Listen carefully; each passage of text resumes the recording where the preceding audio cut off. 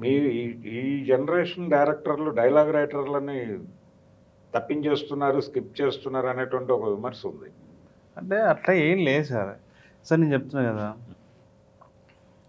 Cinema screen writing is different sir. అవును. చాలా different. బయట రైటింగ్ వేరు, స్క్రీన్ రైటింగ్ వేరు. అవును. ఒక సీన్లో ఎన్ని డైలాగులు ఉండాలి, ఎన్ని డైలాగ్స్ ఉంటే ఆ సీన్ ఉంటుంది, సీన్లో చెప్పదలుచుకున్న విషయం ఏంటి, ఆ సీన్కి కథని కదిలించే లక్షణం ఉందా లేదా, ఇవే తెలియదు సార్. ఇంత రాస్తారు తెలియదు. అందుకనే చిరాకు దొబ్బి పక్కన పడేసి డైరెక్టర్లు రాసుకుంటారు. ఓకే. అందులో నుంచి తీసుకొని మళ్ళీ. ఓకే. ఇప్పుడు అంత టైం ఇచ్చి అంత రాస్తే మళ్ళీ దాన్ని మనం రీడిజైన్ చేసుకోవాలి, రీఫైన్ అది చాలా పెద్ద పనే కదా. సో కాబట్టి డైరెక్టర్ ఇప్పుడు నాకు కథ చెప్పేటప్పుడు డైలాగ్, ఇప్పుడు స్క్రీన్ మీద ఉన్న ప్రతి డైలాగ్ రాసి ఉన్నదే. ఓకే. తర్వాత మళ్ళీ కొన్ని యాడ్ అయినా కానీ కథ చెప్పేటప్పుడే చెప్పాడు ఆయన. సో ఏంటంటే చాలా అపోహలు ఉంటాయి సార్. రైటర్స్కి సరైన గౌరవం లేకపోవడం అనేది సహజమైన విషయం. అది దాని గురించి నేను మాట్లాడను.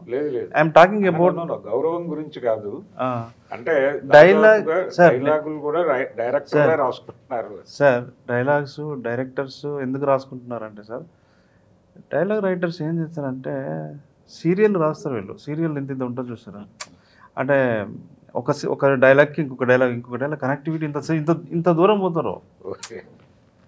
డైలాగ్ రైటింగ్ అనేది మోస్ట్ టఫెస్ట్ సార్. అవును. అవును. ఇప్పుడు మనకు కొంతమంది స్క్రీన్ రైటర్స్ ఉన్నారు. ఇప్పుడు సార్ కథా వస్తువు మీద పనిచేయడానికి ఉన్న రచయితలు వేరు. మీలాంటి వాళ్ళు మీరు కూడా చేశారు విరాట పర్వాన్ని. కథా వస్తువు మీద చేసేవారికి కథను విస్తరించడం రావాలని రూల్ లేదు. అది వేరే స్కిల్. అది ఆ కథను విస్తరించిన తర్వాత థీమ్స్ని ఎక్స్ప్లోర్ చేసేది అది వేరే స్కిల్. అది దానికి మళ్ళా మనం వేరే ఎవరన్నా ఉంటే తీసుకోవడమో లేకపోతే మనం రాసుకోవడం ఇవన్నీ ఉంటాయి అన్నమాట. స్క్రీన్ రైటింగ్ అనేది చాలా పెద్దది సార్. ఇది నవలలాగా రాసుకుంటూ వెళ్ళిపోవడం కాదు, కుదరదు. ఆయన చాలా అద్భుతమైన రైటర్ సార్. మీరు చూస్తారు, ఈ పేరు గుర్తుపెట్టుకోండి. మీరు నేను కూడా పోస్ట్ పెట్టినా కదా, సాహిల్ కాంపాటి పేరు గుర్తుపెట్టుకోండి అని చెప్పి పెట్టినా.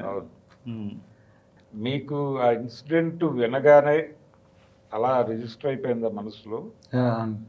అది మీరు ఒక పంచాయతీలో జరిగింది అన్నట్టుగా కూడా ఎక్కడో చెప్పారు. అవునవును సార్. అవును సార్. ఇక రచ్చ చేయకండి, దీన్ని పేపర్లో కూడా రాలేదు అనేది అన్నారు. ఎక్కడా రిజిస్టర్ కాలేదు అని. కానీ చివరిలో మీరు కొన్ని పేపర్ కటింగ్స్ అవేవో రోల్ చేసినట్టుగా అనిపించింది. అంటే ఆ పేపర్లో ఉన్న సమాచారం జనరిక్గా వేసాం. పరువు హత్యల మీద, ఆడపిల్లల తండ్రులు కులం పేరిట, మతం పేరిట పరువు హత్యలు, ఈ నేపథ్యంలో కటింగ్స్ వేశారు. కానీ ఇదైతే పేపర్లో ఎక్కడ రిజిస్టర్ కాలేదు. మీరు అక్కడ ఆర్గానిక్గా విన్నదే? అవును సార్, విన్నదే సార్. ఓకే. ఎలా సెటిల్మెంట్? పంచాయతీ అంటే అన్నల పంచాయతీనా? అదే పంచాయతీ. అన్నల పంచాయతీ. మరి ఇంకేం పంచాయతీ ఉంటుంది సార్? అప్పుడు అన్నల పంచాయతీలో అతనికి ఏమన్నా శిక్ష వేయటం జరిగిందా? అప్పుడు శిక్షలు ఏం లేవు. అంటే నేను చిన్నపిల్లగాను సార్ అప్పుడు. అంటే ఇప్పుడు వాళ్ళ ఊరోళ్ళు వాళ్ళదంతా అంటే పాకిపోయింది మొత్తం. జస్ట్ ఇట్లయిందట. అంటే అప్పుడు ఏంటంటే మా పెద్ద నక్సలైట్. ఓకే. చెప్పుకోవచ్చా సార్? చెప్పచ్చు, ఏం పర్వాలేదు. ఏ గ్రూప్? మన number 2 group sir. CPIML new democracy. అదే new democracy. New democracy. So అప్పుడు ఉండే మాట్లాడుతూ ఉండే, ఆ డిస్కషన్ ఎక్కువ అవుతూ ఉండే. ఇట్లయింది అట్లయిందంటే ఆ ఇష్యూ అయిపోయినాక అప్పుడు మాకు పెద్దలు అంటే పోలీసులు, మా ఊరి పోలీసు అనే మొత్తం లేదు. అసలు మా నియోజకవర్గానికి పోలీసులు రారు, ఎవరు రారు. మొత్తం అన్నలే రావాలా, అన్నలే డిసైడ్ చేసి పోవాలంతే. ఆ టైంలో ఈ ఇన్సిడెంట్ జరిగితే వచ్చిర్రు, నార్మల్ మాట్లాడిర్రు.